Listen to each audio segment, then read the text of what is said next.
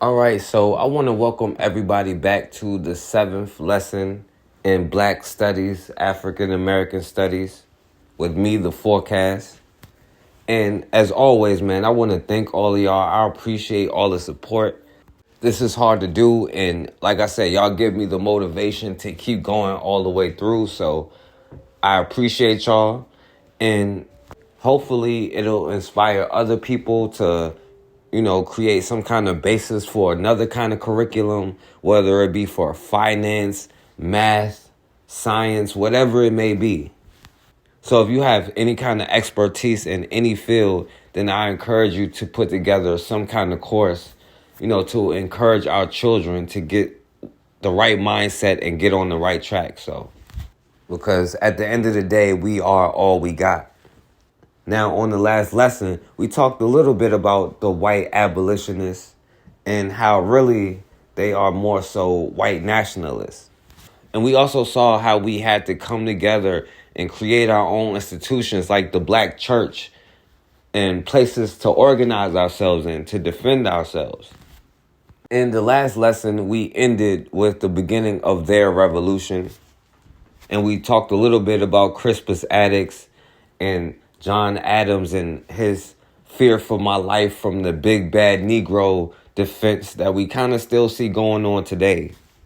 And using this massacre, he was able to get the British soldiers off of what they called a massacre. So after that trial, the British did end up repealing most of the taxes.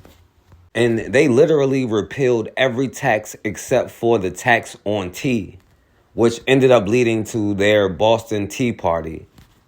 And I'm not going to go through all of that. You can take an American history course, white history course, and find out about all of that. But pretty much white colonists just dressed up like Indians and destroyed all the tea and other property. But anyway, during their little tea party, a black woman named Phyllis Wheatley became the first black person in what they called the quote-unquote New World to be published or publish a book. And in 1773, she ended up publishing her book of poems. Phyllis Wheatley was African-born. She was torn from her family and from her culture. She was to be trained as a domestic. The Wheatley family that enslaved her in Boston, Massachusetts, taught her the classics, taught her Latin and Greek, taught her Bible studies. Now, she's writing poetry in a very traditional European, very traditional English style. But reading it, you can also see the satire in there, and that she is making knocks against the system of enslavement, against the religion of the enslavers, resisting that culture at the same time. She knows that her enslavers, the Wheatley family, were certainly feeling the patriotic cause for more freedoms and liberty against the Crown and Parliament. And they thought that the Earl of Dartmouth would have been sympathetic to this as well. Phyllis Wheatley writes this letter in the form of a poem where she is asking the Earl of Dartmouth for more freedoms and liberty in the American colonies. She also writes about her time in Africa as a child and her capture and her loss of freedoms and liberty as she was brought to Boston as an enslaved child. And so she's making some parallels here about slavery and freedom on a personal level and sort of the freedom and liberty on an American level at this time just before the American Revolution. Now, Phyllis Wheatley was living in Boston and saw all of this stuff going down, and a lot of it inspired her writings. And even today, some of her writings and what they meant is still debated today. Now, even though I'm not going to get into it that much right here, during the questions, I'm going to bring it up a little bit and ask y'all how y'all feel about some of her poems and what do you think they meant.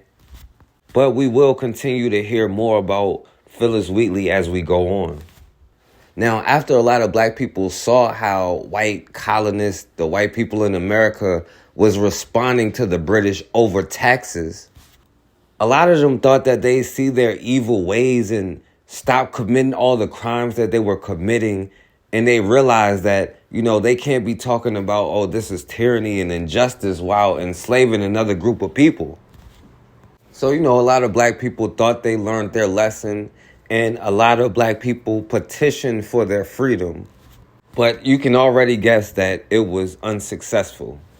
And as much as black people hope that they see the error in their ways and just stop committing the crimes that they commit, but that's just not the way it works, back then or now.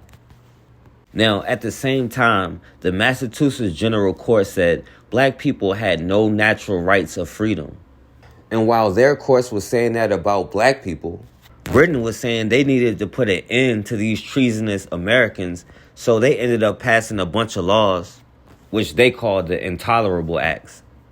Now, I'm not going through all of these acts because, that was the British way of stopping American treason. But basically, they said that the ports and business was going to be shut down until they paid for all the tea and all the stuff that they destroyed. They ended up replacing government officials and judges and all of that stuff with British ones. And then they told them that they couldn't have any town meetings but once a year. And it was a couple of other things, but that's really irrelevant to what we're talking about. But while they were enslaving people, they were crying, talking about these laws were intolerable and violated their human rights. And this is while they were passing laws that said, well, it's not a felony to rape a black woman because the action couldn't be assumed to be malicious. You could kill a person because it couldn't assume to be malicious. But now this is violating their human rights because they had to pay taxes. First of all, because they wanted to kill more Indians. And then because of the backlash for having to pay those taxes. But anyway, in response, the white Americans ended up having their first Continental Congress, and they ended up banning all trade with Britain, including trading slaves. Now, they deputized and armed regular citizens, which they called the Minutemen. And of course, if they need white Minutemen, there are going to be black people volunteering to be Minutemen. And in the first battle, at the Battleton of Lexington and Concord, the black Minutemen fought on the side of the white Americans. Among the colonial fighters is a little-known hero named Salem Poor. Stand your ground! A former New England slave who purchased his freedom in 1769 for 27 pounds. Now he fights to keep it. Salem Poor's remarkable performance on the battlefield clearly demonstrated to the British that even men who were born into slavery understood that this was an opportunity to fight for liberty. They want blood? Let's show them their own! Poor is married with an infant son, but he left his wife and child to rally with the Minutemen at Concord and to fight for the patriot cause at Bunker Hill. Poor is one of about 100 African Americans at this battle, and one of 5,000 who will take arms against Britain in the course of the war. After the battle, he's commended by 14 officers to the Provincial Congress for the way that he fought with exceptional valor. So from the earliest shots at Lexington and Concord to the final siege at Yorktown, African Americans played an important role in the American Revolution. In order to serve, African American soldiers had to overcome prejudice and racism, as slavery still existed in all of the 13 states or colonies. Many African American patriots who enlisted to fight for the Americans were not only fighting for the independence of a new nation, but were also fighting for what they hoped would be freedom for themselves and their families. It's difficult to find an exact number, but estimates are that between 5,000 to 8,000 African Americans fought for the American cause during the war. It's also estimated that somewhere between 20 to 30,000 African Americans fought on the British side. Now, I'll talk about why many decided to fight for the British here in a moment. But years before the war even began, African Americans were actively involved in protesting British rules and taxation. When the first shots were fired in the war at Lexington and Concord, again, African Americans were there fighting alongside other colonists. Men such as Peter Salem, who was enslaved but was given his freedom in order to enlist in the Massachusetts militia or, become one of the Minutemen. After being involved in the fighting there at Concord, he remained in the militia and aided in the siege of Boston and was involved in the Battle of Bunker Hill. Like Peter Salem, another African American involved in the fighting at Bunker Hill was Salem Poor, who was born into slavery in the 1740s and would purchase his own freedom in 1769. He aided in building the fortifications on Bunker Hill and then was involved in the fighting itself. After the battle, 14 officers, including Colonel William Prescott, who was one of the primary American commanders at the battle, signed a petition that was sent to the General Court of Massachusetts to recognize Salem Poor's bravery at the Battle of Bunker Hill. African Americans also served as spies during the war. One interesting spy that basically became a double agent was James Armistead Lafayette. Armistead was born into slavery in Virginia somewhere around 1750 to 1760, but in 1781 he joined the American Army under the command of Marquis de Lafayette. Lafayette decided to use Armistead as a spy and sent him over to the British and had him pose as an enslaved person wishing to join the British side. Ironically, Armistead began to gain the trust of Benedict Arnold, who had defected from the Americans and joined the British side by this point. Armistead was then asked by the British to spy on the Americans on their behalf. Now, Armistead agreed, but still remained loyal to the Patriot side and began to pass inaccurate information to the British while giving Lafayette valuable intel on British plans. Now, initially, black people thought if they fight with the white Americans, they'll realize all the crimes that they were doing, and they realize, well, they're human just like us, and we'll stop everything that we're doing and treat them equally and fair. And even then, I can understand that they thought they were fighting for their liberty, but there has been, up to that point, countless treaties that they didn't follow with each other, let alone with anybody else. But I'm just saying, just start paying attention to the cycles. And even then, black people fought to get in their army to fight in their wars, hoping that it'd give them liberty. But people like good old George Washington was afraid of arming black people, and he refused to do it. Now with George Washington, by the age of 11, he had inherited at least 10 slaves from his father. And by the 1770s, he had over 150. We know that George Washington was sick. I know you heard how he had his dentures made by pulling the teeth out of the heads of slaves. The dentures were not made of wood. They were made of human teeth. Some of his own, he kept them. They also had ivory and other animal teeth. Animals, cows were used. Their teeth were filed down. We also know that those dentures were made from the teeth of enslaved people. Washington owned hundreds of slaves. He actually paid money to have healthy teeth removed from enslaved people to then be placed in his mouth. To extract teeth from someone without anesthetic was traumatic.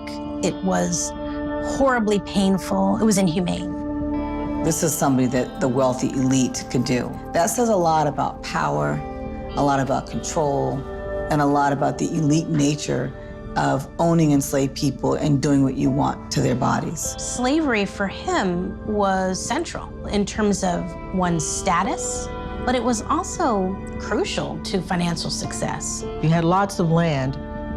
It was no good unless you had enslaved people to work the land. So it was very important to acquire both if you wanted to be what they would have called a Virginia gentleman. Our founding fathers who were fighting for liberty and independence and justice and denied that to a whole race of people.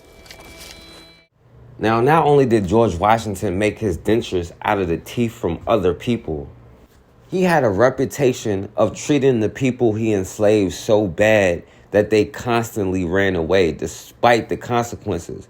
And he always had to put ads in the newspapers. And maybe we'll talk a little bit more about this story later, but it is said that George Washington used to threaten people, including a story about him threatening a teenage boy who he said was quote-unquote rebellious, that he was going to send him to Jamaica to be buck-broken. Not in those exact terms, but he was going to send him to Jamaica like he did the buggy driver. But anyway, he feared arming black people because of all the things he did, and he thought that black people were going to rise up. And the last thing he wanted to do was give black people the ammunition to do it. So in 1775, he ended up banning black people from joining the militia, period. Now, even though the white Americans weren't doing business with the British, there was still slavery in every single colony. And it was still legal in Britain. And it's a story about one slave owner in Virginia named William Pittman. And he had a reputation of being so cruel, other white people used to report him and take him to court for how he treated slaves. Now, one day, this dude got drunk and tied a young boy up by his ankles, put a rope around his neck, and then beat him with a vine. And then he ended up stomping him to death. Now, this dude was so sick that other Europeans had to punish him. So you can just imagine how extreme it was. Now, what this white dude, William Pittman, did to this young boy was so sick that even his own children turned him in and testified against him in court. And in a very unusual case, he was one of the only people to be convicted of what he did. And of course, the law allowed them to do anything that they wanted to do as quote unquote punishment. But this dude ended up getting convicted and they ended up hanging him for his crime. Now, this was rare and probably one of the only cases where this happened because, of course, we know that they didn't see us as human, which is kind of ironic.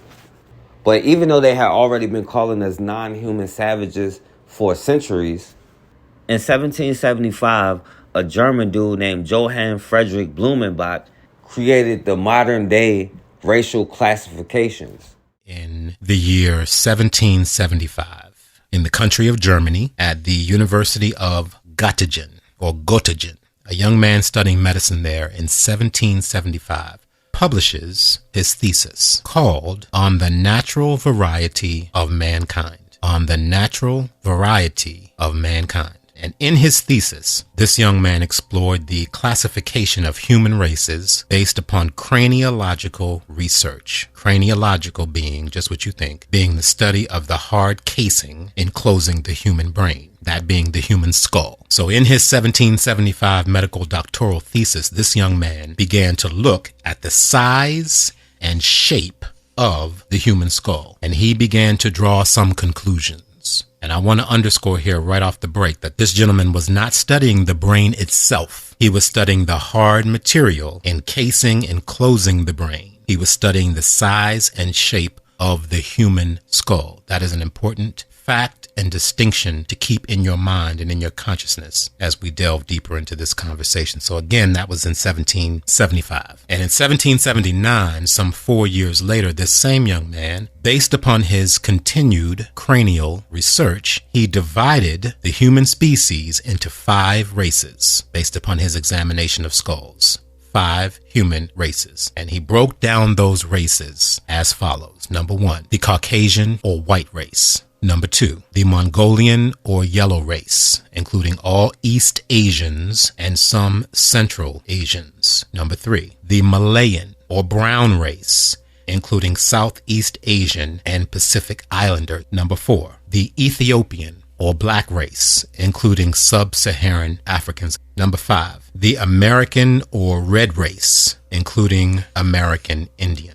And again, all of this was based upon this young man's craniological research, all right? His study of the human skull. And his name was Johann Friedrich Blumenbach, a German national, a man of European descent, a physician, physiologist, and anthropologist. In 1779, Blumenbach divided the human species into 5 races, all based upon his research and observations of about 60 human skulls. So let that sink in a bit, brothers and sisters.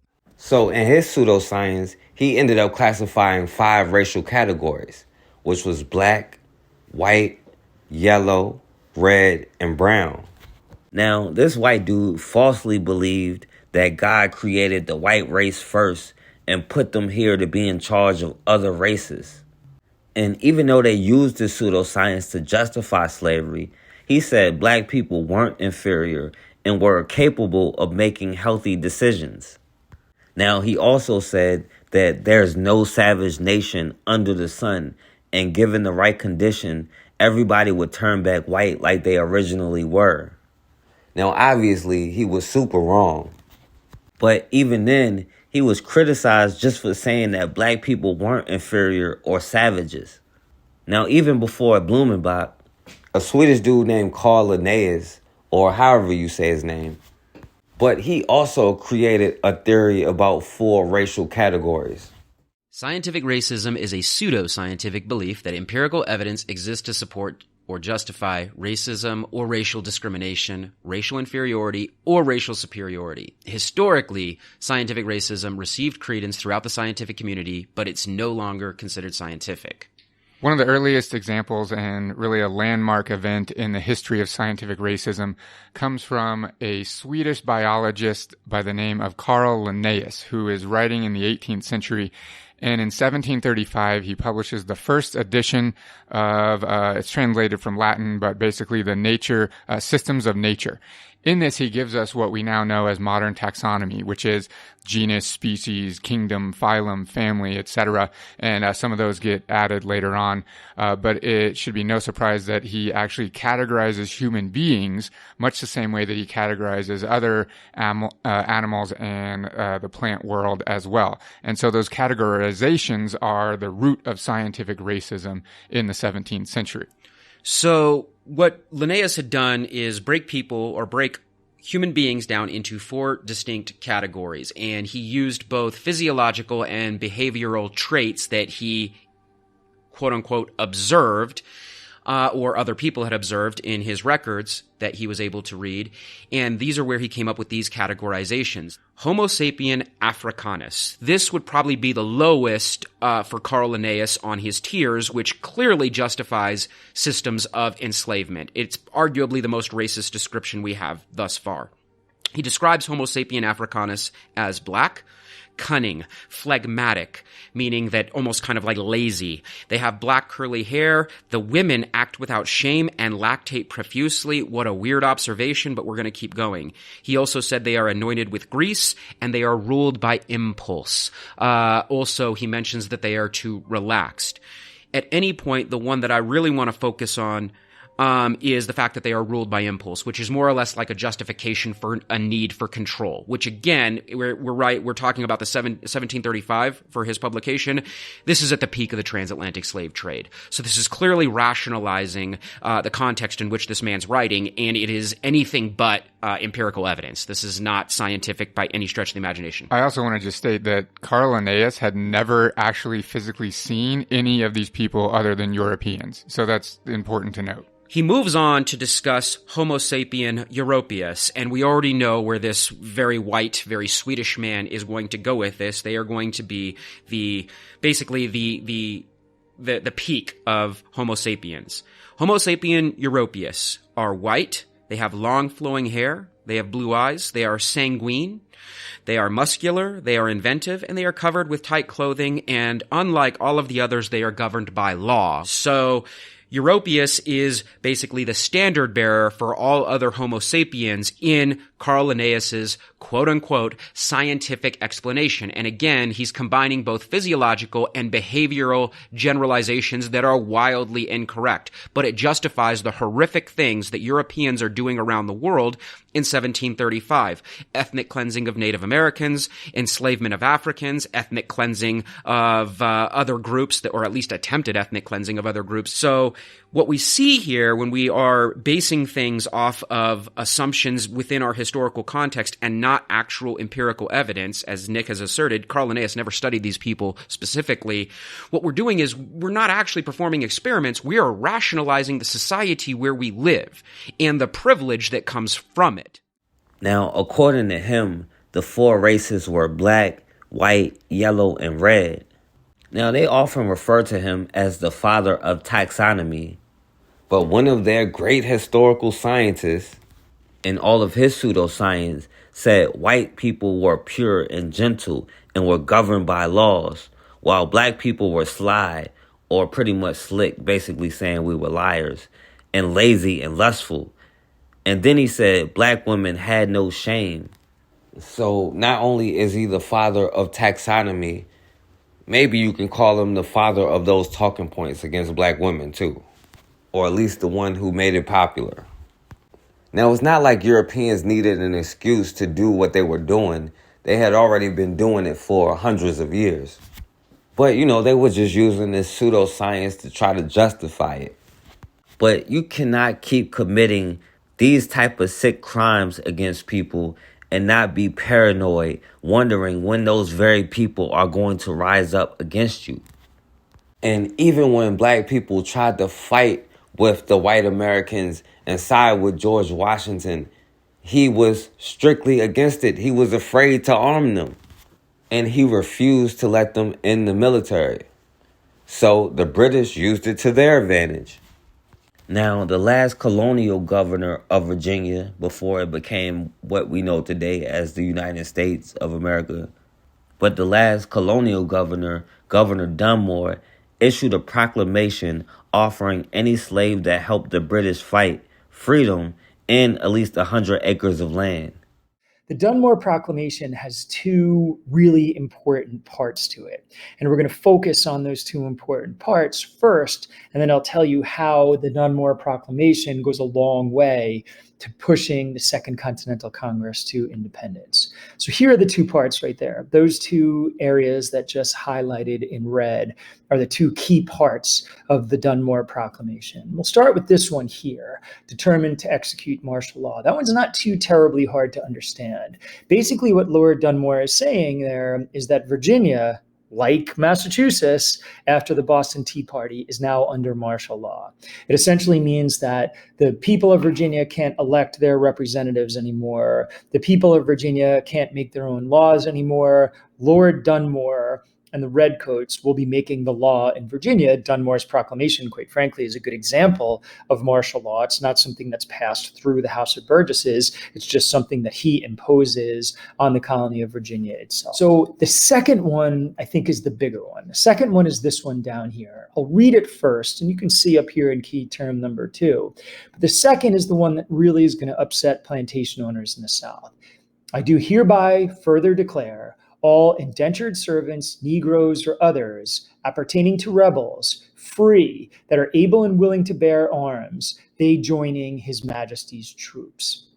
So let me explain. It's a little bit more complicated than that, but basically what it says is this. If I'm a plantation owner in the South, and I own all of this land, and I have all of these slaves in Virginia on that land, if I show any signs of being a patriot as a plantation owner, if I show any sympathies towards the Patriots, if I show any sign of being sympathetic to the Patriot movement, if I act like a patriot myself, I am declared in rebellion. And if I, as a plantation owner, am declared in rebellion, if my slaves are willing to join the British Army, they can get their freedom. So that's, even the way I explained it is kind of complicated. Let me say it more clearly. Basically, what Lord Dunmore is saying is any plantation owner who starts to sympathize with the Second Continental Congress, you're going to lose your slaves. Not only will you lose your slaves, but if that slave is willing to join the Royal Army, that slave will be freed and armed, and he will be used to put you down. And that is really sobering to a lot of plantation owners. The last thing, most of their wealth is in their slaves. In most instances on a plantation, the value of what you're growing, the value of your land, the value of your home is probably less than the total value of the slaves that you own. And Lord Dunmore is saying, if you don't show proper allegiance to the British and your slaves are willing to join the Royal Army, then you will be stripped of your slaves and your slaves will be armed and they will be used against you. And this really, really upsets plantation owners. I got to be honest, a lot of plantation owners weren't really behind the Patriot cause. Many plantation owners tended towards the Loyalist side. And now with Dunmore's proclamation, a lot of the plantation owners are going to switch to the Patriot side. Now, the issue is this proclamation only applied to slaves who were owned by people going against the British government. So it didn't apply to everybody. It only applied to slaves owned by those who they called American patriots. And even then, they still offered compensation, aka reparations. And we'll see this tactic again because y'all boy good old Abe Lincoln took a lot of tactics from this war later on, right? But he didn't make the first proclamation. And his proclamation wasn't original either. Now, even though this proclamation didn't apply to those who they call British allies because he didn't want to offend them, but still almost 30,000 people joined the war after this proclamation. And it gave the British an upper hand in the war. Thomas Jefferson said at least 30 slaves ran away from him during the war. And it wasn't just enslaved people, it was free black people who were tired of these oppressive laws fighting as well. So when the British started getting the advantage, good old George Washington started getting scared. And he was forced to recant his statements about arming Negroes and allowing them into the army. And within a few months of that proclamation, George Washington was crying, begging for black people to join his militia. But they had to at least match the British. So they was forced to offer enslaved people freedom in exchange for helping them fight. Now, several places in the North, including places like Rhode Island, was forced to abolish slavery so black people would help them fight. But even then, the southern colonies refused to offer freedom. But, some individuals did offer individual slaves freedom if they fought in the war in their place. So by 1776, nearly 100,000 people escaped slavery and joined the war, hoping that the freedom and revolution applied to them too. Now, you could tell a lot about a group of people by who they choose to represent them. And America chose a white nationalist pedophile, Thomas Jefferson, to draft their Declaration of Independence. Now, they sitting up there talking about all men are created equal and inalienable rights in a room full of slaves. And it just shows how big of hypocrites that their founding fathers are. But by 1738, enough black people made it to Rhode Island to form the first all-black military unit in America. But as veterans of the fight for independence begin streaming out of the war, another group is finding their way in. Slaves. They come from Rhode Island, a state desperate to fill its recruitment quotas, and are joining the fight seeking something all Americans are after: freedom. Slaveholding is common across many of the colonies during the Revolution, from the North to the South. And although the colony of Rhode Island was founded on principles of tolerance and equality, it has grown as a major port and market in the international slave trade. Now, Rhode Island's politicians see an untapped resource for filling their ranks. The Rhode Island Regiment comes from a region that was, for the North, one of the major slave-holding regions. If they'd been in the South, they'd have been called plantations, but these are the largest slave-holding estates in the entire North. In order to fulfill their quota commitment, they offer to send some of their slaves. Now, in return for fighting for the Continental Army, the slaves are offered freedom. The slaves are not the only ones tendered an offer. The Rhode Island government offers compensation to the slave owners for their property. But it is still up to the individual slave to agree to the enlistment. Here's your choice. You can remain a slave, or you can support this new nation, and as a result of that support, this new nation and your master will recognize your freedom. Now, obviously, this is a very difficult situation because you can't be sure that you're going to get freedom if you fight. But the one thing you can be sure of, if you don't fight, you're going to remain a slave. Soon, 1 out of every 4 able-bodied slaves in Rhode Island enlists in what becomes known as the 1st Rhode Island Regiment. And although George Washington once stood in opposition to having black slaves serve in his army, the new recruits are a welcome boost to his manpower-starved force. One thing we should always remember, from the beginning of this country to the present, African Americans have had a certain faith in the American dream. And I'm not talking about 2 cars in every garage. I'm talking about the American dream of personal freedom and opportunity. That's something that America, in its rhetoric, handed out to the world from the very beginning as the reasons for its existence. I think many African American slaves took that seriously. Now, like I said, the South wasn't going to offer freedom. But even when a slave owner sent a slave to fight and offer him freedom, that slave owner was still compensated, sort of like reparations. But the reason that black people wanted to fight is because they believed white Americans would keep their word and they reach freedom, or at the very least equality. Now, in Massachusetts, a free black man by the name of Paul Cuffey used their revolution to stand up for black people and black rights. He petitioned the Massachusetts government to either give them equal rights under the law or to stop taxing them. And Paul Cuffey used their argument of no taxation without representation against them. Yo, Paul Cuffey was a G whose net worth was over $1 million in the early 1800s, adjusting for inflation, and he used his wealth and influence to build a school for us, to advocate for voting rights, and to begin one of the first Back to Africa programs over 100 years before Marcus Garvey. How did he do it? Well, let me explain.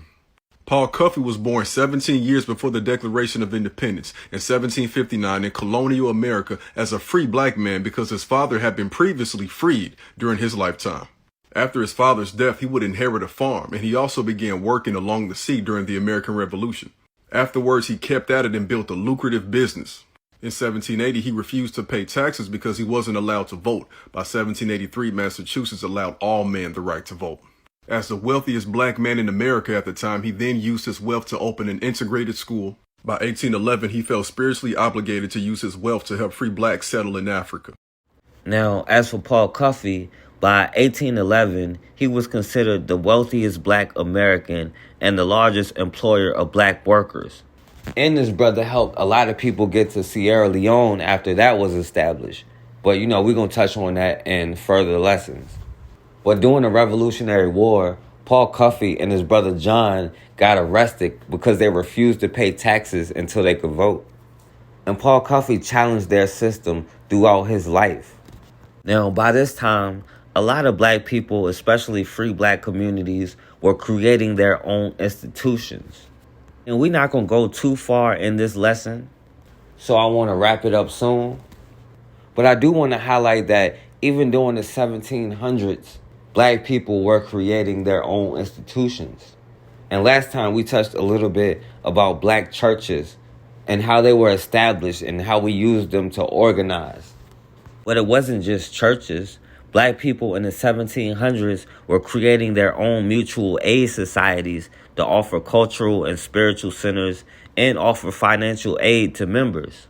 Now in 1780, the first Free African Society was founded in Newport, Rhode Island. But it's important to recognize that as Newport was established at that time, and as slaves were entering into this community, how they lived together, how they worked together, how they worshiped together, and eventually how they died is much different than what we commonly know and understand of the history of slavery in the early history of America. But it's important to recognize that there were 3 very unique conditions at that time that would change the course of those Africans and enable them to advance themselves into freedom and prosperity earlier than other Africans that were enslaved, unfortunately, in the American South or the West Indies or South America. We also find that many of the Africans that arrived here were an English colony. We're not Spanish or Portuguese or Dutch or French, we're an English colony. So we're trading with other English settlements and colonies. In the 17th into the 18th century, the English slave forts along the West African coast were along what is today Nigeria, Ghana, Senegal, and Guinea. So nearly all the enslaved Africans that would arrive here arrived from those locations, and many times via English colonies in the West Indies. So that triangular trade, as it's popularly called, was at the very center of the Newport economy. In fact, Africans were involved in almost every aspect of the very building and operating of the Newport economy. By about 1774, right at the eve of the American Revolution, Africans represent about a third of the entire population. We have about 12,000 citizens here. New York is about 15, Philadelphia at 20, to give you a perspective. But out of those 12,000 citizens, over 3,000 are enslaved and a few free Africans. And again, not like me, African American, but men, women, and children that originated in West Africa, in the Yoruba people of Nigeria, or the Ashanti people of Ghana. And as these Africans would arrive and be involved in trade, they would literally build everything that was of Newport economy at that time. They're not beasts of the fields. They're not large labor force. They are carpenters, stonemasons, snuff making, chocolate grinding, glass blowing, painting, ship riggers, cord winding, women working in seamstress and large sail lofts. So these Africans, because of the requirements of skilled trades, had access to education and training that would have been unheard of in the American South of the West Indies. Not because slave masters and mistresses were any kinder or gentler here. They were pragmatic and they were responding to the economy that existed in colonial New England generally, and particularly in Newport. So today, many of the most historic buildings that we have in this community were built not by slave labor, but by skilled labor of African men, women, and children. Our brick marketplace, completed in 1762. The Redwood Library, the oldest lending library in America, in 1747. Turrell Synagogue, the oldest existing Jewish place of worship, in 1763.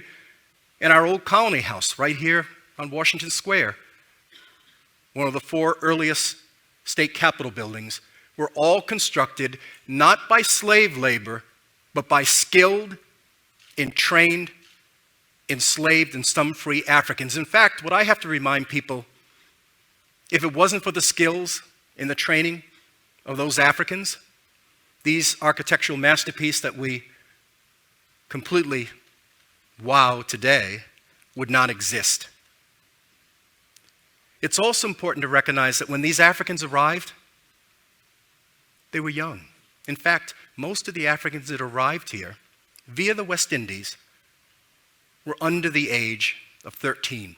In some cases, African children, 7, 8, 9 years old, would arrive in Newport. Now, I can even begin to think of a 6 to 8 month passage from West Africa to the West Indies and eventually to Newport, what that would be for any human being. We know as scholars that about 12.5 million Africans made it through the passage. But here in Newport, we don't need strong men and strong women to work on large plantations. We need children who are going to spend the next 4 years of their life training and apprenticeship so that they can become that next craft person.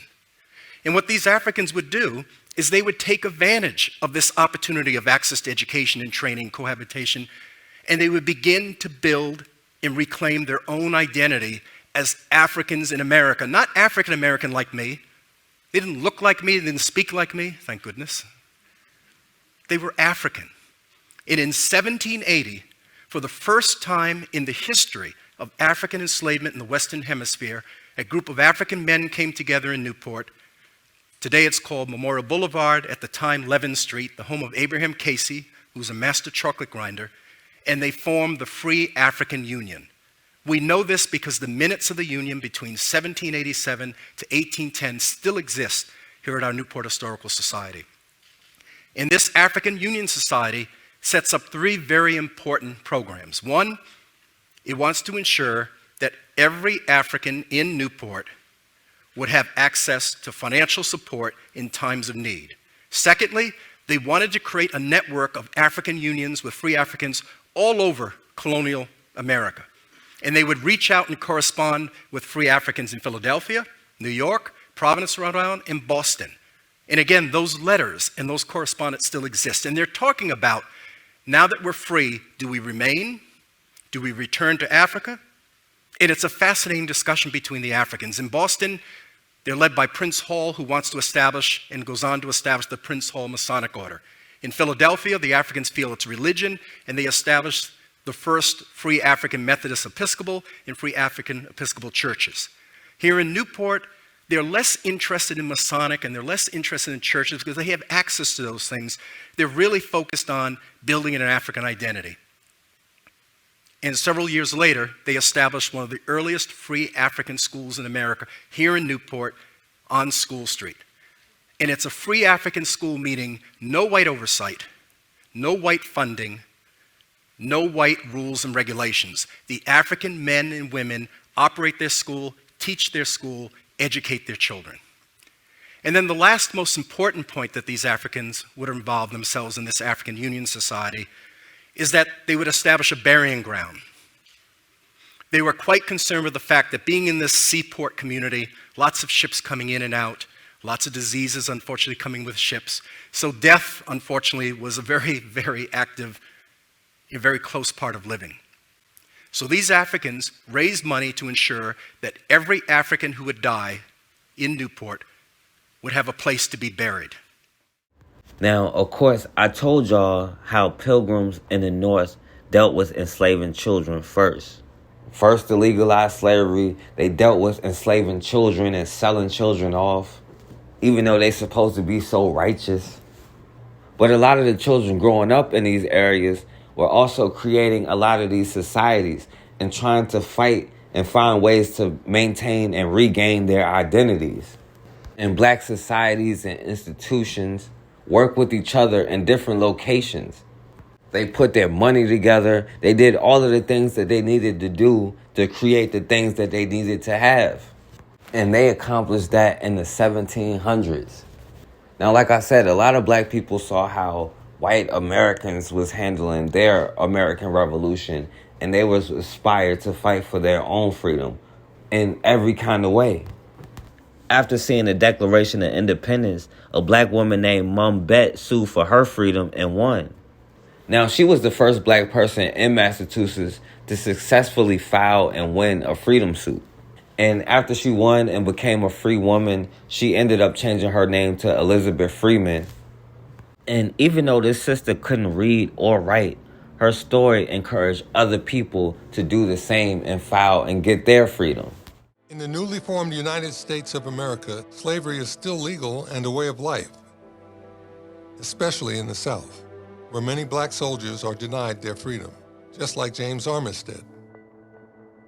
But in the North, the seeds of abolition are already sprouting, thanks to the courage of an enslaved woman named Mum Bet, who fights her war of independence in a Massachusetts courtroom.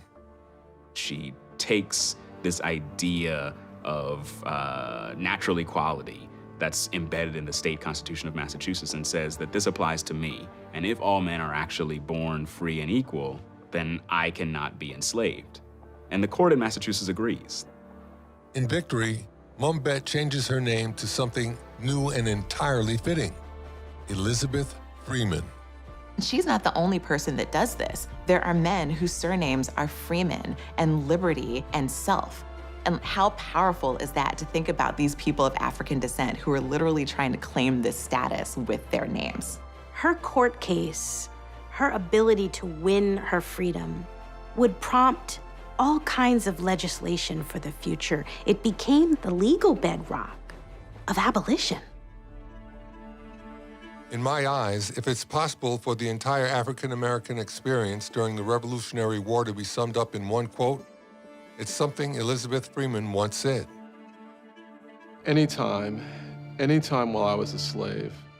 If 1 minute of freedom had been offered to me, And I had been told I must die at the end of that minute, I would have taken it, just to stand 1 minute on God's earth, a free woman. I would. I would. I would. Amazing. Honestly, I'm kind of speechless. She really meant it. She really meant it. And I think it just says something about the depth of loss and the feeling that there is something out there that's so precious that even to grasp it for a moment is better than to be deprived of it interminably. Elizabeth Freeman's own words remind us what was at the center of the American Revolution and of life for Black men and women living in the 18th century, that freedom was always on everyone's mind. Now, we'll stop here because this is a good point, and we're coming to the end of their revolution. But we saw the effects of their war on us, from everything from creative writing from people like Phyllis Wheatley, who I want to talk about, to us fighting for our freedom literally in the war. And even though George Washington was afraid to arm Negroes and afraid to let them in the military, once the British did that and started getting the upper hand, he had no other choice. Because once the British offered Black people freedom, it gave them the upper hand. And once Black people started fighting with the white Americans, it gave them the upper hand. Just imagine once we start fighting for ourselves. Because we also saw, their pseudoscientists and their racial categories, even though they were completely wrong about what they were saying. They still used their pseudoscientific racism to justify slavery and the treatment that they were doing, right? Because it wasn't just people like that one white dude that got hung for what he did to that young boy. There were many cases like that, and most of them went unreported. But still, people like Paul Cuffey and others knew that if they didn't stand up for us, then nobody would.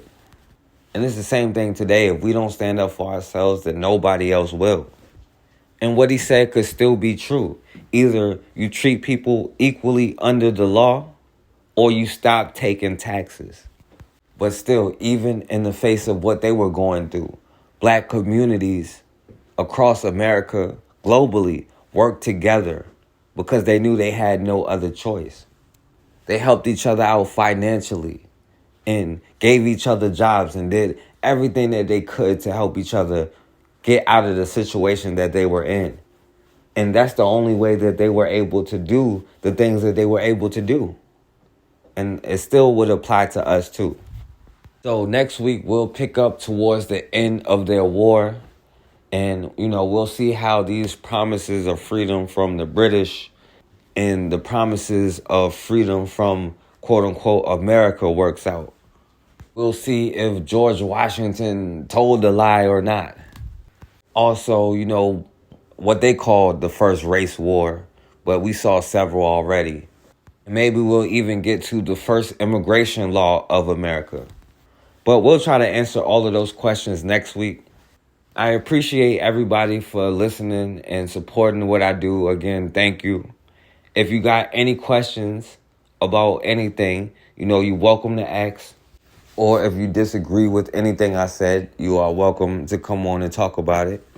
Or just anything that you want to add to it. So I appreciate everybody. And like I said, man, if you are an expert in any kind of field, think about putting together a course for our children, because we definitely need all the help that we can get.